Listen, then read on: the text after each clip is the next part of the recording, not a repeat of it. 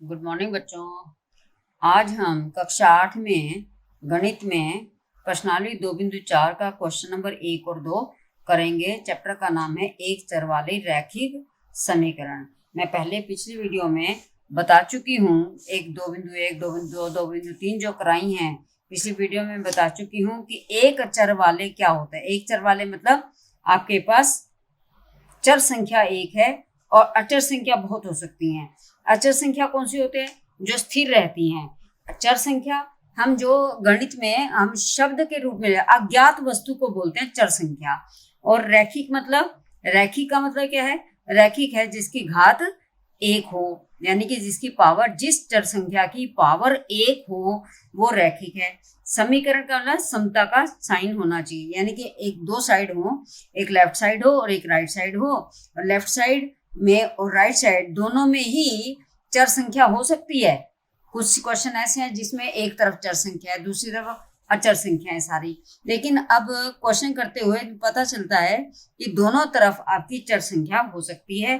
तो हम क्वेश्चन को सोल्व करने के लिए हमने चर संख्या वाले लेफ्ट साइड पे लिया और दूसरी संख्याएं हम राइट साइड पे लेकर के क्वेश्चन को करते हैं। जब एक जगह से दूसरे एक पक्ष से दूसरे पक्ष में पक्षांतरित करते हैं किसी भी संख्या को, तो वो अपनी पूरी की पूरी संख्या उठ करके जब जाती है तो वो हमारे पास किस में जाती है? वो योज्य प्रतिलोम में जाती है। लेकिन जब हम चर संख्या और अचर संख्या हम दोनों को रखते हैं, मान लो ये है 4x, ये क्या है? चर भी है और अचर भी है इसमें। तो हम अगर 4x पूरे को लेके जाएं तो इसके आगे चिन्ह है प्लस, तो ये हम दूसरी साइड पे लेके जाएंगे तो -4x जाएगा। लेकिन अगर हमारे पास 4 और x है, सिर्फ 4 को लेके जाना है, वो गुणात्मक प्रतिलोम में जाएगा। जब पूरी संख्या जाती है, चर भी और अचर भी, या कोई अगर संख्या ही अचर है, ये पूरी जाती है एक पक्ष से दूसरे पक्ष पे, तो वो योज्य प्रतिलोम में जाती है। उसमें चिन्ह बदल जाते हैं, जमा हो तो घटा, घटा हो तो जमा।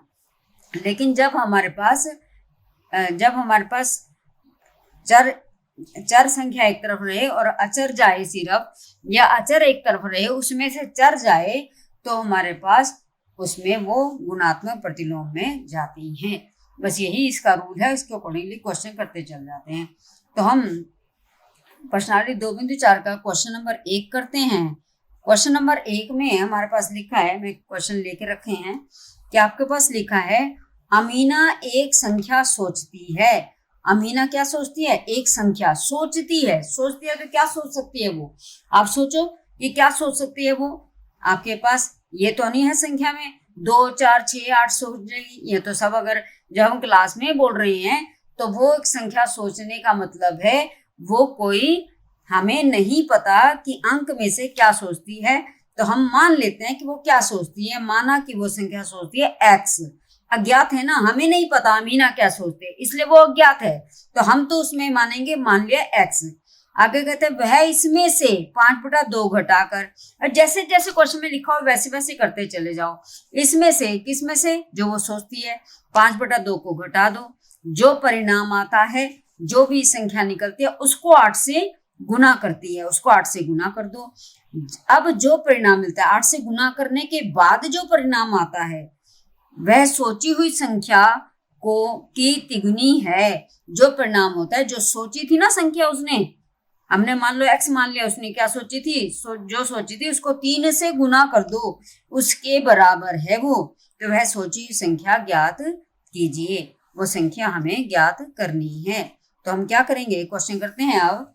अमीना एक संख्या सोचती है। माना अमीना संख्या सोचती है, अमीना संख्या सोचती है। क्या सोचती है? जब हमारे पास सोचती है और हमें पता नहीं है एग्जैक्ट क्या सोचती है, तो अज्ञात माना जाता है, उसको हम चर संख्या मान लेते हैं। मान लिया वो x सोचती है, y सोचती है, z सोचती है, a सोचती है, b सोचती है, कुछ भी मान सकते हैं। आगे कहते हैं कि इसमें से 5/2 घटाकर, इसमें से 5/2 घटाकर, तो x में से 5/2 घटाकर, ये क्या है? प्रश्नानुसार है या दिए हुए के अनुसार, दिए हुए के अनुसार, जो कुछ दिया हुआ है उसके अनुसार हमने लिखा है कि इसमें से 5/2 घटा, इसमें 5/2 घटा दिया। अब ये तो चर संख्या, ये अचर है, हम घटा तो सकते नहीं, बस लिख ही सकते हैं। ये पता चल रहा है कि घटा दिया।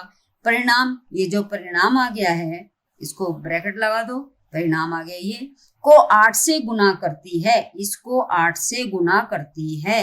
सारा कुछ करते जाओ, जैसे जैसे लिखा वैसे वैसे करते जाओ। अब जो परिणाम मिलता है, अब ये परिणाम मिलता है वह सोची हुई संख्या का, ये जो परिणाम है इसका परिणाम देख लेते हैं। 8 से गुना करते हैं पूरी ब्रैकेट को, 8x माइनस 5 गुना 8/2, ब्रैकेट को पूरे को हम गुणा करेंगे 8 से, 2 चौके 8, तो आपके पास क्या आएगा 8x बराबर 5 चौके 20, सॉरी बराबर नहीं, 8x माइनस 5 चौके 20, तो हम पास ये आ जाए 8x माइनस 20। ये जो बचा है वो क्या है, वह सोची हुई संख्या का तिगुना है। अब ये जो है सोची हुई संख्या क्या थी, x को 3 से गुना कर दो, 3x, तो ये किसके बराबर है, इसको गुना कर दिया 3x होता है। ये वाली जो संख्या है जो हमारे को गुणा करके आया है वो सोची हुई संख्या का तिगुना, यानी x को 3 से गुना कर दो और ये दोनों बराबर हो गए। ये सब प्रश्न के अनुसार हमने करते चले गए। तो 8x अब हम सिंपल है -20 बराबर 3x। ऐसे क्वेश्चन तो हमने 2.1, 2.2, 2.2, 2.3 में करे हैं कि हमारे पास चर संख्या इसमें दोनों तरफ है, इधर भी है, लेफ्ट साइड भी है और राइट साइड भी है। तो हमारा पहला काम क्या है कि चर संख्या हमारे एक पक्ष में हो और अचर संख्या दूसरे पक्ष में हो। तो एक पक्ष कौन सा, आपके बराबर का चिन्ह ले लेते हैं, एक पक्ष ये और एक पक्ष ये लेफ्ट हैंड साइड है और ये राइट हैंड साइड है। तो हम इधर में पहले से ही चर संख्या है वो 8x है, हम 3x इधर से ले आएंगे, 3x हम इधर से ले आते हैं, तो ये प्लस 3x क्या आएगा -3x। कैसे, पक्षांतरित कर दिया, लेफ्ट हैंड साइड से हम राइट हैंड साइड से 3x को हम लेफ्ट हैंड साइड में लेके आए, तो हमारे पास ये योज्य प्रतिलोम में जाएगा क्योंकि पूरी संख्या उठ करके जा रही है। अब ये -20 को इधर ले आओ क्योंकि ये अचर संख्या है, अचर संख्या हमारे पास है तो वो भी हमारे योज्य प्रतिलोम में जाएगी, +20 में जाएगी। 8x माइनस 3x किसके बराबर आ गया, 5x बराबर 20। तो अब 5 गुना हो रहा है x के साथ, हमने x को यहाँ रखना है, बाकी सब अचर संख्या को इधर ही लाना है। धीरे धीरे करके लेके आते हैं, एकदम से नहीं। हमारे पास ये चर के साथ अचर था, पहले हमने इसको सोल्व किया तो आपका 5x बचा, 5x में से अब इसका अचर जो है वो हमने इधर लाना है। तो क्या आएगा, जब मैंने आपको पहले ही बताया है कि अगर अचर संख्या को हमने लेके आना है, चर को वहीं रखना है, तो वो गुणात्मक प्रतिलोम में आएगी। यानी 20 ये गुना 5/1 है तो इधर आकर के 1/5 हो जाएगा, चिन्ह वही का वही रहेगा, 5 चौके 20, तो x बराबर 4। अब आप देख लो अमीना क्या सोचती है, 4 सोचती है। 4 में से 5/2 घटाओ, उसको 8 से गुना करो तो वो 3 गुना x हो जाएगा। तो ये आपका आंसर आ गया, x बराबर 4 आपका आंसर आ गया। ठीक है, नेक्स्ट क्वेश्चन है क्वेश्चन नंबर 2।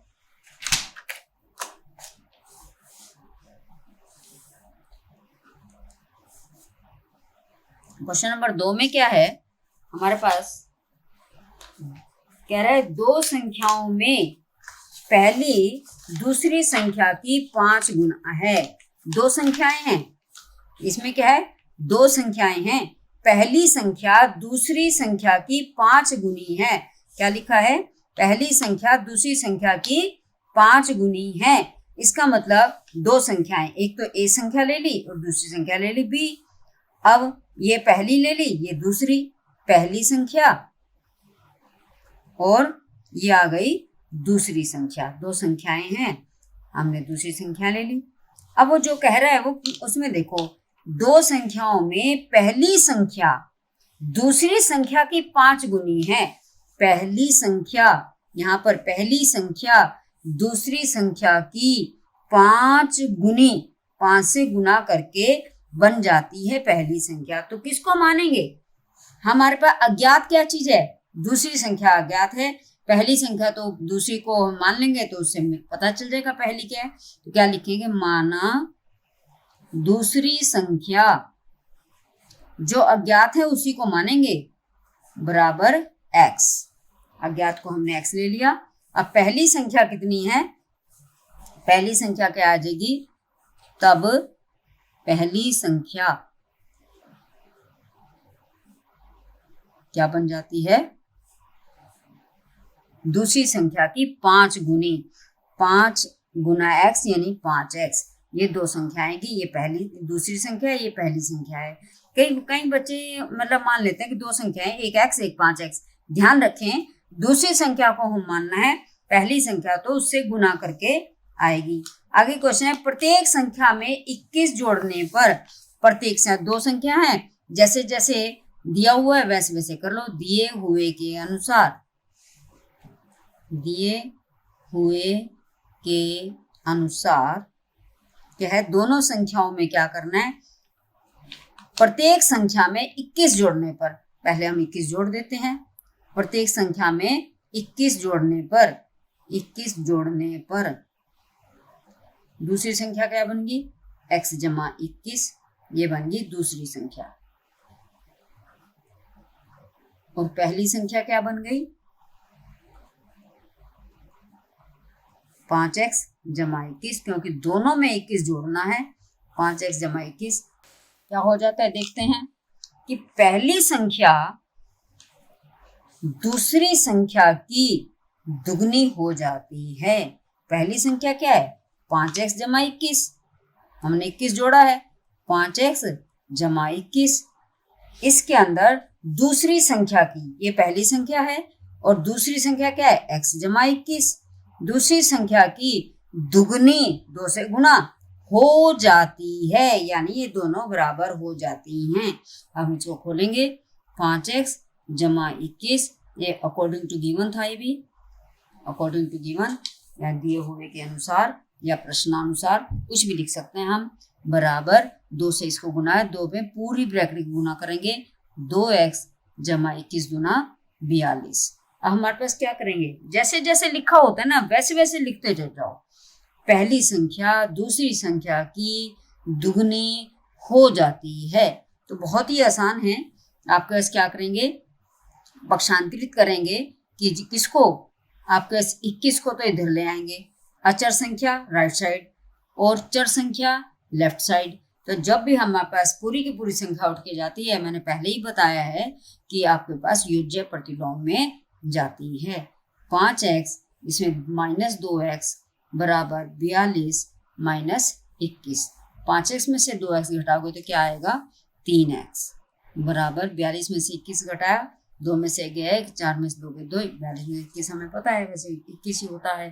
तो क्या करेंगे, बड़ा आसान तरीका और ये भी है, अगर बड़ी कोई संख्या हो 42 में से पहले 20 घटा दो, 20 होता 22, 22 में फिर एक और घटा दो, 21 बच गया।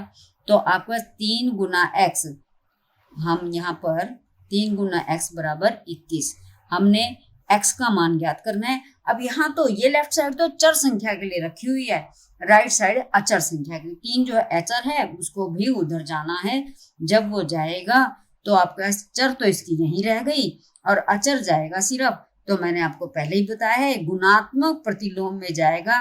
ये 3 का मतलब 3/1 है, तो 1/3 में जाएगा, 3 सते 21, x बराबर 7। तो x क्या आ गया, 7। x क्या चीज थी, दूसरी संख्या। क्या लिया था हमने, x को दूसरी संख्या, दूसरी संख्या मानी थी हमने 7। और पहली संख्या क्या आएगी, पहली संख्या क्या आ जाती है, क्या लिया था हमने पहली संख्या को, कहता है दो संख्याओं में पहली संख्या दूसरी की 5 गुनी है, यानी दूसरी सी ये जो है 5 गुनी है, इसे 5 गुना 7 35, 35।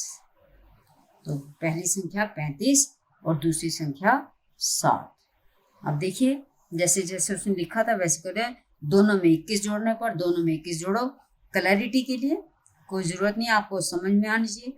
7 में 21 जोड़ा ये हो गया 28 और ये हो गया 56। इसकी दुगनी होगी ना ये। तो इसी तरह से आपको पता चल जाएगा पहली संख्या दूसरी संख्या की दुगनी है। तो आपका 28 कैसे आया, 28 को 2 से गुना कर दिया, बन गया ना 56। तो आपका क्या है 35 और 7। पहली एक संख्या 35 आई है पहली संख्या और दूसरी संख्या आ गई 7। ठीक है, आशा करती हूँ क्वेश्चन नंबर 1 और 2 आपको अच्छी तरह समझ में आ गया। धन्यवाद। अगर आपको मेरी वीडियो अच्छी लगे तो मेरी वीडियो को लाइक, शेयर और सब्सक्राइब करें।